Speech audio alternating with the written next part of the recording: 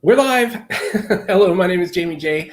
I'm the shareholder here at Bottleneck Distant Assistance, but that's not why we're here today. We're here today to talk to Elizabeth Dodson. I can't wait to talk to you about her application called HomeZada. You can go learn more at HomeZada.com. We're going to dive all into that and all kinds of stuff. So I'm really excited to introduce you to Elizabeth here in just a second. So let's go ahead and get this party started. We'll be back in about 38 seconds.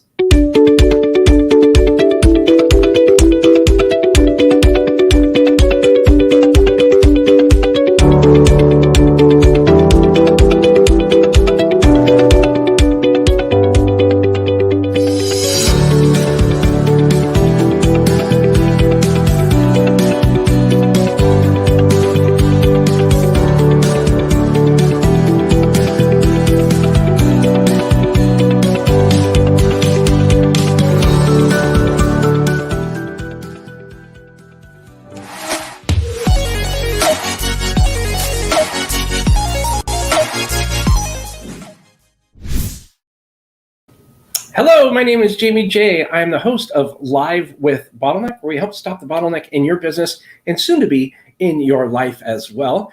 I am super pumped for my conversation today. I'm going to be talking with Elizabeth Dodson, co-founder of HomeZada. She's a speaker, a mentor. And today we're going to be talking about how to start and scale a technology business to 7 figures. Holy smokes, to 7 figures. That's going to be a lot of fun. And let me start first by saying, how in the world can Elizabeth help you stop the bottleneck in your business? Well, let me tell you.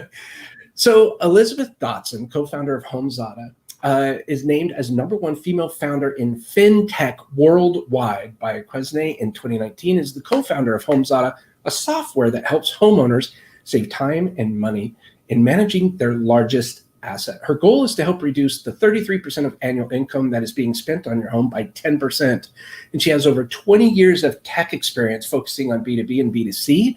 That's business to business and business to clients or customers, platforms, and driving multi-million-dollar sales growth. Elizabeth is also a mentor at Stevenson and Loyola University and an advisory board member at College Track Sacramento. So without any further ado, please allow me to introduce you to Elizabeth Dodson. How are you? Good. How are you, Jamie? Thank you for having me. Yeah, this is fantastic. We got off to a nice tech related challenge, and things are just normal here. I know. It's always a fun time when you can get that out of the way quickly. Yeah, right. And I'm struggling. I'm like, oh, I have the wrong speaker selected on there. So it was a little click of my button, no problem. Well, thank you so much for jumping on this call today. I'm super excited to chat with you about this stuff. I'm a big fan of what it is that you're doing. Obviously, FinTech is just blowing up right now. And with all the success you had, I'm sure we're going to learn a lot today. And before we really jump into our conversation, I wonder if maybe you can tell us a little bit more about you, what you've been up to, and how you got to where you are now. Yeah, no, that's great. Great question. So first of all, I actually grew up on the East Coast. I'm a Baltimore girl all the way. And I was in what we refer to as the commercial construction technology space. And I worked for a commercial construction technology company out in the Baltimore area. And it's there that I ran into some gentlemen that started what was and what happened to be at the time, the world's leading commercial construction project management software. Bit of a mouthful, but if you think about all the large buildings, they require a process to manage them. And part of that process was using really great tech to stay on top of everything. And so I met the gentleman that owned that company. It was called Meridian Systems. They then recruited me to come work for their company in Sacramento, which I did along with many other people. And we grew this company to be that world leader. Amazing company. But it was during that time, which I was an East Coaster on the West Coast, learning about all the differences between the seasonalities, the weather patterns, the different materials you use in homes. And I was getting frustrated managing my own homes. I had one on the East Coast, I had one on the West Coast, and I couldn't figure out where all the money was going. I couldn't figure out why I had to spend all this extra time or what preventative maintenance I need to do in which house during which season. And I knew there had to be a better way. There had to be a better way to manage that. And as we continued to grow the Meridian company, I kept complaining about this situation that I had with everybody at Meridian. It was quite hilarious. And then all of a sudden, we sold that company. Amazing strategy. It was a beautiful company. We sold it to a publicly traded company, which is a great organization. I stayed and worked for them for many years, as well as my other two co-founders who are in HomeZada, which is now the company we left Meridian for to go start. Wow. And basically, we're bringing home management to the homeowner, very similarly to the way we brought project management to the construction professional on a job site. That is so cool. I mean, how long did it take man, I have a plethora of questions. How long did it take you to create this HomeZada? So coincidentally, it took us about a year to develop the baseline of the product. But like any software product, you don't want to build everything all up front just to wait to release it. You want to release portions at a time and you build it over time. So we've been in business for approximately 10 years and we've been live for approximately 8.5 or 9. So it took us about a year and a half to fully just get the framework, or what we refer to as the foundation of the product, with some core features released. Now, I will tell you this, for those people on the phone, which is why I'm always a firm believer, remember that change is okay.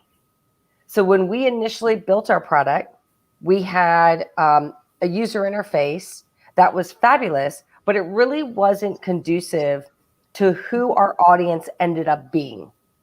So we went back in and changed the user interface to represent our entire audience profile. So remember that when people are trying to build companies and products, is that change is inevitable. And you want to make sure that you have the flexibility to do that. And that's what we did. So this newer version has probably been out on the market, I'd say probably about probably about 6 of those years. Okay. Yeah. See, you know what? I'm a big fan of systems and processes. Yes. And I consider system processes, including workflows, the what ifs, the how to's, do a particular task, right? So that everything is done consistently. Once we've built the foundation for those workflows, which was very hard and difficult, we still kind of are right now.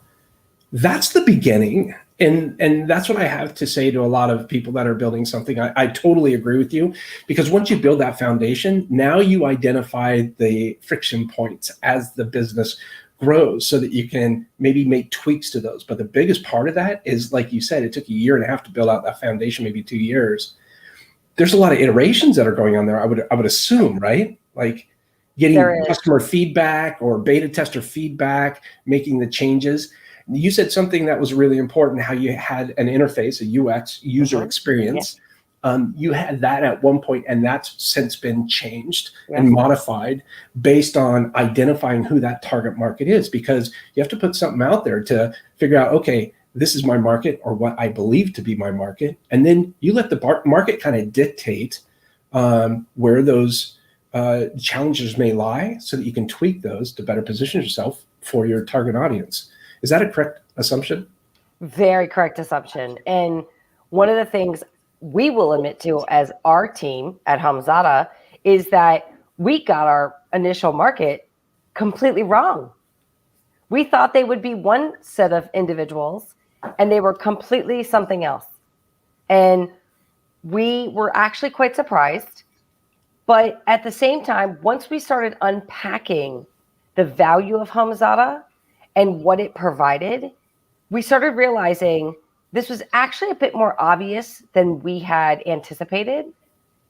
But it allowed us, because we had to build that great foundation, it allowed us to make the modifications as quickly as possible, which was also good, because once you spend all that time in the foundation, and that also goes back to our construction experience as a team, you spend all your time on that great foundation, you know that coming in, you can make modifications.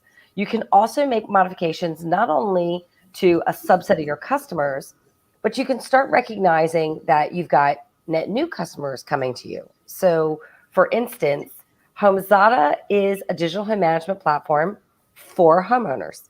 So end user customers, B2C, B2C, which is business to consumer. However, HomeZada has also a lot of opportunity with its partner communities. And so that also encouraged us to build out the next portion of HomeZada, which is what we refer to as HomeZada Professional. And that enables our professional partners to also engage with HomeZada. And what that looks like is they can actually give a gift to their customers with their branding in the system, or they can enter in data on behalf of their client so that they can continue to manage their home. I love this. Kudos. Fantastic. Good for you in doing this. I did check it out, and I'll show some examples of it as we proceed on further a little bit down the road here. But when you said that the initial audience the market wasn't quite what you envisioned, or what you envisioned wasn't quite what it turned out to be. I'm really big on being transparent and open and saying, hey, give me your feedback. If you see something that we need to change, we need to change. And as a matter of fact, we've gone through several iterations based on feedback. Now, do we take everything and take changes? Of course not. But the general consensus made us focus on certain areas that we identified as problem or challenge areas, and we were able to address that. How did you realize that you were dealing with the wrong target audience? And then what did you do to kind of course correct? So great question. And it's probably not a simple answer, but it's a simple answer. So I'll try to make it as simple as possible. So the first thing is, when you go in and you anticipate who your client's going to be, you develop what we refer to as profiles. And at least we did. And we encourage anyone to do that when you're trying to build out a product anyway. Build out a profile so that you know what's going to be important to that individual. And that will also help you in your marketing efforts as well. So that's the first thing. The second thing that we started doing is whenever you have a software platform, which is great, Google has analytics. You can tie that not only to your website, but also to your platform itself. And so we made the concerted effort and the investment to integrate the Google Analytics to both our website as well as our product itself. And so that was the second thing we did. Those Google Analytics allowed us to start reviewing who's getting to our site, who's actually signing up, who's bouncing from our site faster than who isn't. That's also something that's unique. Most people don't think about looking at bounce rates. They don't think about looking at drop-off rates. Those are all very important. And so we looked at all of those statistics that enabled us to understand more. We also took into account the third different thing, which was tech support. So we still offer traditional tech support. We have online tech support. We have live chat tech support. But we also have phone support. People can call in and we will still address them. Because you don't find that too often in tech companies.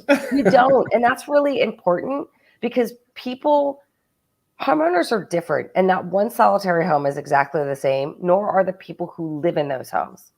So their use case of HomeZada is different than probably their neighbor's use case.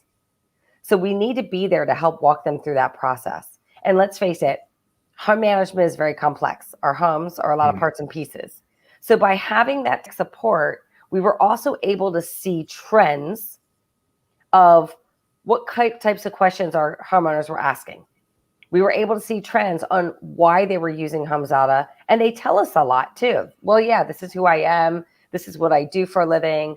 They just naturally tell you that kind of stuff when you're trying to help them. And so that's the third area. And then the fourth area that we did, in addition to Google Analytics, we added some other tool sets to our platform to better understand how our customers were navigating using the platform.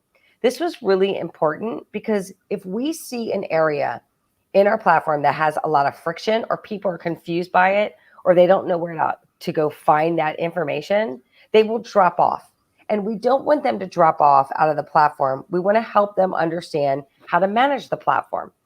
So by using those tools, we could make the necessary edits to our platform so that our homeowners can gain more value from it. Because that's the whole point. Help them gain value. I love it. So I love Google Analytics, big fan. It's changed drastically since I first started using it. Coming from an SEO background, I really love getting into that. And we used to have a creative web agency, so that was always a big thing for us. So we were fortunate in the fact that we understand the importance of it. In addition to that, all kinds of cool technologies coming out, like heat mapping. And we had a landing page where we could see, okay, 90% of the people are here, 80%, and as you scroll down the page, you can get the heat mapping of where people are dropping off. And okay, they're really dropping off here. That means this content here doesn't mean anything. And what's nice about you saying, okay, you can chat, you can email, you can text or phone or what all that is. It's the same thing as providing content. People consume content in different ways. Maybe people like reading instructions, and that's how they learn. Maybe some people like watching videos and being able to pause that, and then that way they're able to do it. And having that flexibility for you, as you said, there's a person that lives in this home and right next door that they may consume, or consume information completely differently than these people do. And so having that flexibility is definitely a huge part, and really cool that you understand that and share that with your audience. I think one of the other challenges is that it takes time, right? It takes time to realize that, hey, this is resonating with people. This is not resonating with people. We need to make that adjustment. And I think it's fair to say to other people that are starting businesses, starting an app or whatever, entrepreneurs, small business, anybody that's getting ready, they have to expect that, hey, this is going to take some time. So just prepare everybody for that and be transparent. Do you have a resource or a platform where you kind of talk about stuff like that, or update people, or email list or anything like that you kind of bring your clients up to speed or prospects up to speed? Yeah, we do a lot of different things. So first of all, just to touch base on your people learning in different fashions, we incorporate that also within our platform. So it's very interesting that you bring that up, because we recognize that. And we also have all generations, customers in all states at different levels of home ownership, all using HomeZada. So that makes our lives a lot more challenging from a marketing perspective, but also more fun. And I'll get to that in a second. But to answer your question, when it comes to understanding how to communicate to your customers, you have to do it in a variety of ways, because we just talked about how they all get their information from various locations. Now, we have push notifications within HomeZada, both via email, both via the apps, and et cetera. So we use those push notifications to make sure that we get additional information out to the customer, whether it's new feature sets that have arrived, whether it's they've got reminders for their maintenance tasks, so on and so forth. The other thing that we do is we constantly are communicating that information on our website, blog post, updating our website. So we encourage people to go back to our website, because you may see updates there as well. Additionally, we also provide this in all of our social platforms. Let's face it, a lot of people are on different types of social platforms, and they all look for different types of information. So that also goes back to our social platforms, going back to the different types of customers and our marketing. We also find that homeowners are at different stages of their homeowner journey. And because of that, we have to test out micro messages that work with them. And so for someone who is a new homeowner, they may not own a lot yet. So maintenance is a really big thing for them. They don't know what they don't know yet. They need to take care of that, and they need to start setting that calendar and getting themselves organized. When it comes to someone who lives in, let's say, geographical territories who are prone to massive natural disasters like California, Florida, Texas, for a variety of reasons. Even places like Chicago had a ton of tornadoes just a couple months ago. Making sure you're giving them the knowledge that you can take a home inventory with HomeZada and here's the ways you can do it. So those micro messages we get to have fun with, but we also get to be very specific to all the different types of customers we have and the audiences that will consider using HomeZada. Okay, this is great. So I've got a point to make here, but also a question for you. With all these different types of people that you have, different demographics and all that, that doesn't come right at the beginning. I believe that comes over time. Would you agree with that? That it does come over time? So here's an important point to take home, and I'd love your twist on this or input, because there's something to be said about where we're going as a company, your company, whose ever company, XYZ, it doesn't matter, where you're going into the future. Being cognizant of the fact that, yes, there's young homeowners, there's the elderly homeowners, there's all those in between, some with families, some with not, single homeowners. There's a plethora of different homeowners, and there's different ways to talk to these audience. There's Gen Zers. There's Gen Zers born from 1995 to 2012 or 13, right in there. These people are amazing, and they're very digitally driven. They've been born, they never knew a life without the iPad, right? Then you go into the millennials, a little bit before these digital natives, right? And then there's people like me. Sorry, but when I grew up, there wasn't even an ATM machine. I saw the first computer come around. It's crazy. And then you look at the boomers, my parents' generation, and boy, they were coming in kind of on the tail end of this thing, learning about all this stuff happening. So there's different ways of communicating with them. Yeah. For instance, my mother, God rest her soul, but my mother, she loved watching the videos. She hated reading. Uh-huh. She loved watching the videos, and she would pause the video and do her work and all that stuff. But then sometimes I need advice on tech stuff, so I'll go talk to the 10-year-old down the street or something, and they'll say, "Oh, you just do it like this." I'm like, "Oh, that's easy." So how do you prepare for the future, knowing that conversations may change? Some conversations may stay the same, but with the future comes more technology and more advancements. But you're talking to different audiences. How do you juggle all that? Yeah, it's very difficult. But I will say this. It's exciting yet difficult because oftentimes you're trying to find that low-hanging fruit type customer. And by all means, for all the listeners out there who are trying to build a company, that is your first success key point to do, just FYI. We just happen to come out of the gate thinking it's one thing, it's something different. And then all of a sudden it evolved and we became very diverse with the types of customers we have. So we then had to try different messaging. So just for the people on the line watching this, make sure that you are targeting your specific customer base first and foremost so that you can build traction.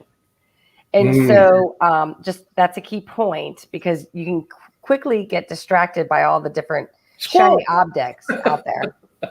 And so what we do is we're excited about it because we see opportunities in a couple different areas. One, we see opportunities in enhancing the platform itself to provide more information out of the box for the customer so it speeds up that process. That's the first thing. The second thing is we want to continue to build out relationships with these companies, these partners that we have that service specific types of customers, because they will also give us feedback as to how they market to them. And there's a win-win there. So that's the second thing, making sure you have partners that can support the different types of customers. The third thing that we look at is as technology continues to improve, we'll see more AI, we'll see more information on VR.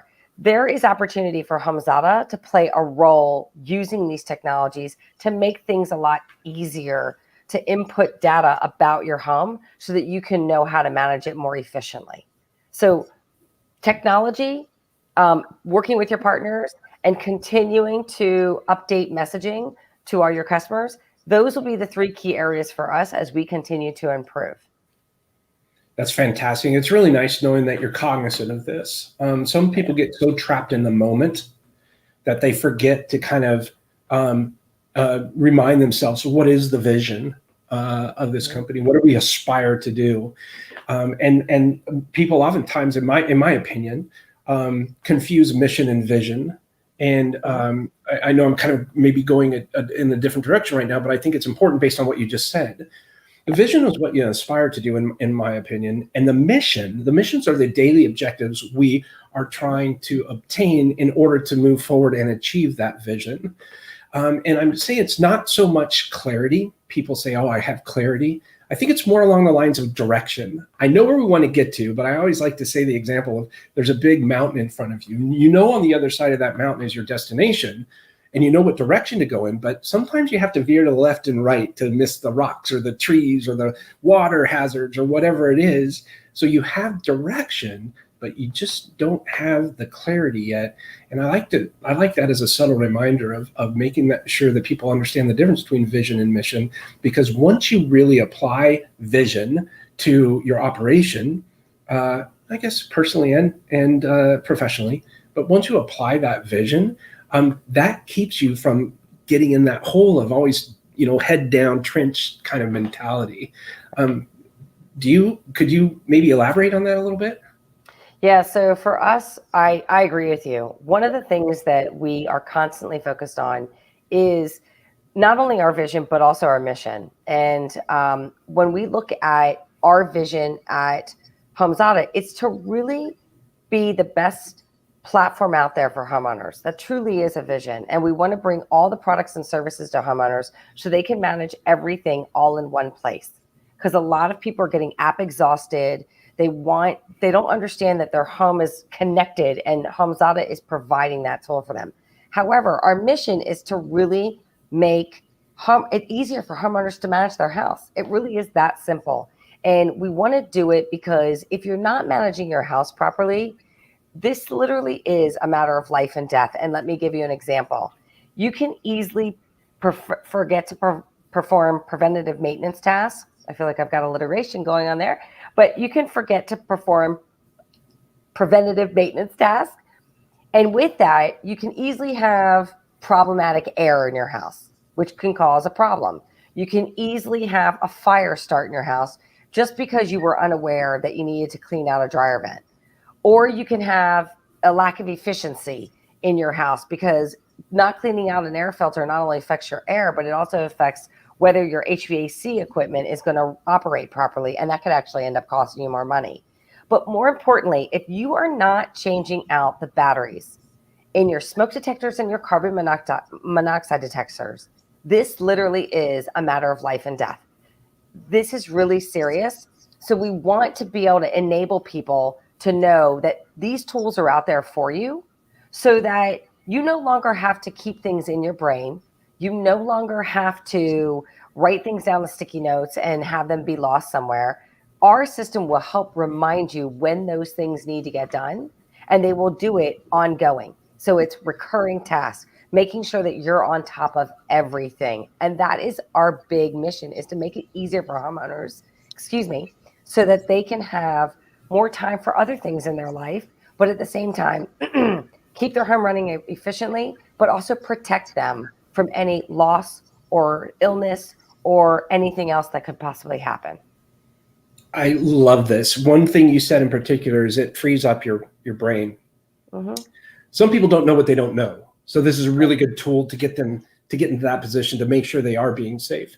There might even be another scenario wherein most money in your lifetime, tragic accidents aside, or life challenging accidents aside, but most of the money spent in the medical world is during your last 3 years of life, because that's when you're most in, and there's a lot of money. If you're not taking care of your home, and I won't get political. Well, I will, because the dang city here, I play hockey, and they don't perform regular maintenance on their chillers at the ice rink, and it's gone down twice now.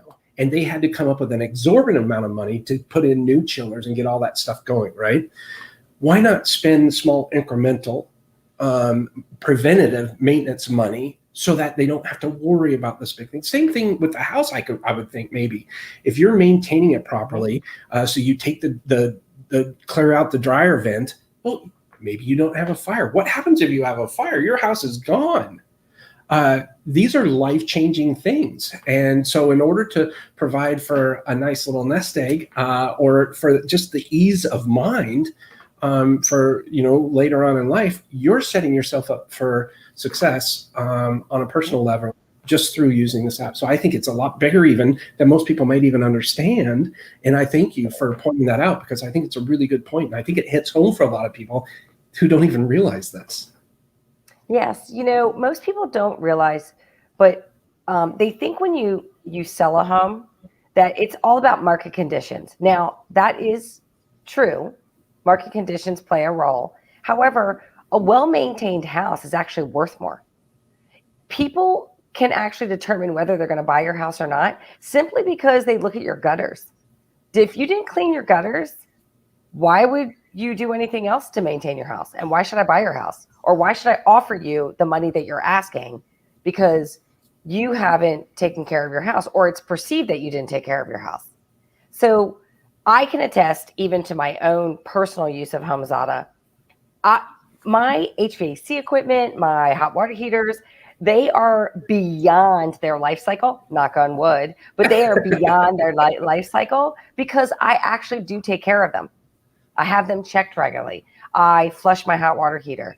I stay on top of all my other different areas of my equipment and appliances because I don't want to have that excess damage to my house that not only will cost me a lot of money, a ton of inconvenience, but just the absolute frustration on making sure that, okay, what did I forget? What didn't I forget? And furthermore, I'll just tell you this one, for those people who are out there with spouses, your arguments about tasks will eliminate.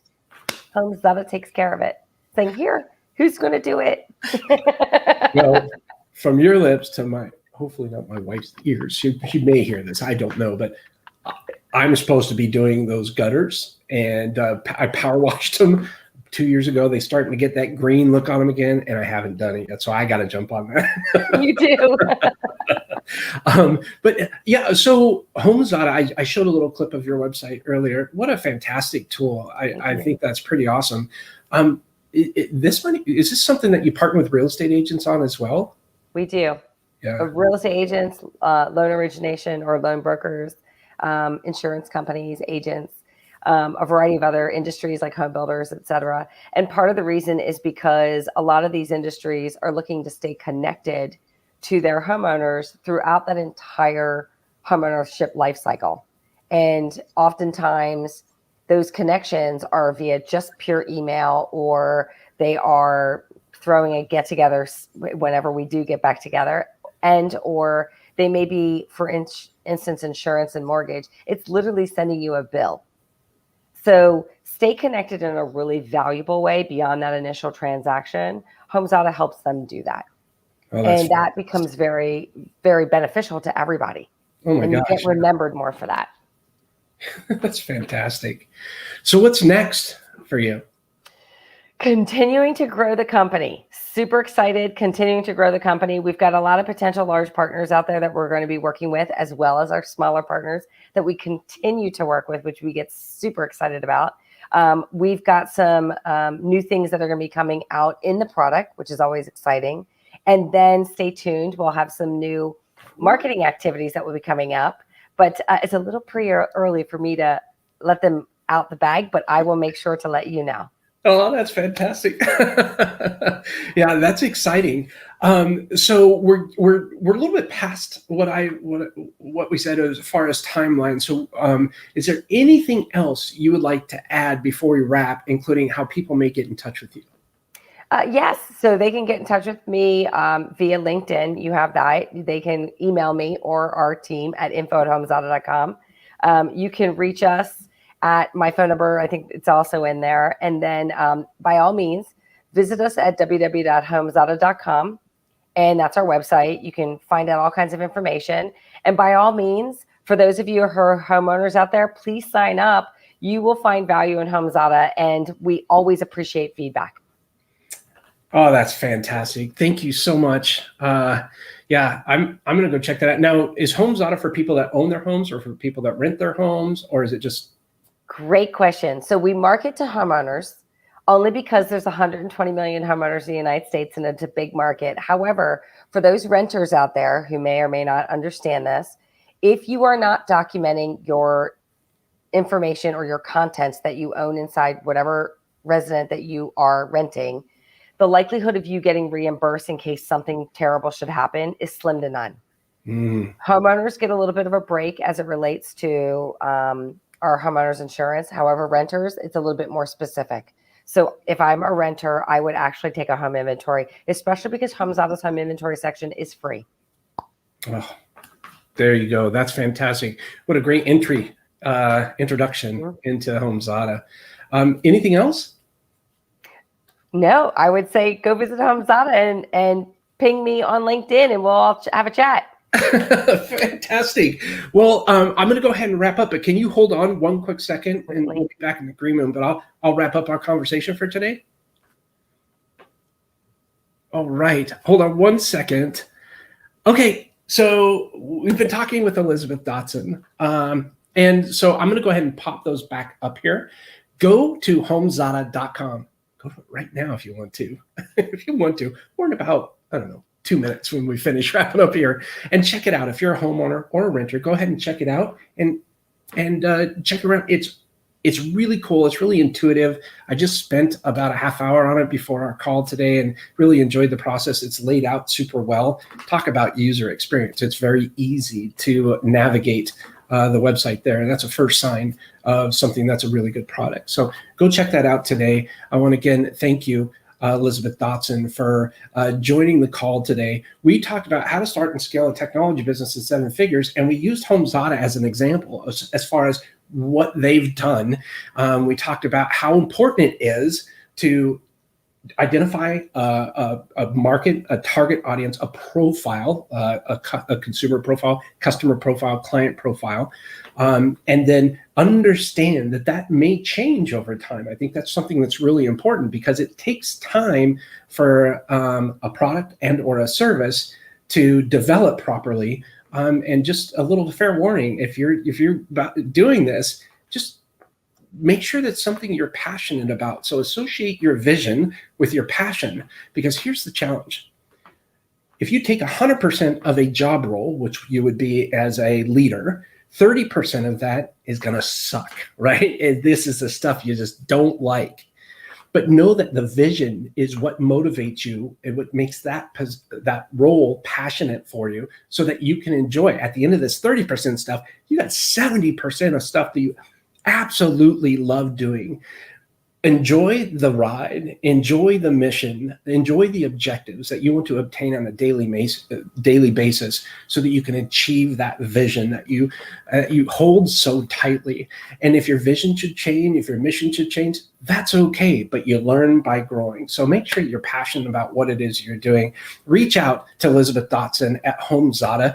A couple things really quick. If you want to watch more videos like this, or if you're watching this as a replay, learn how you can break through the bottleneck in your business today by going to Bottleneck.Online/BTV. That stands for Bottleneck Television.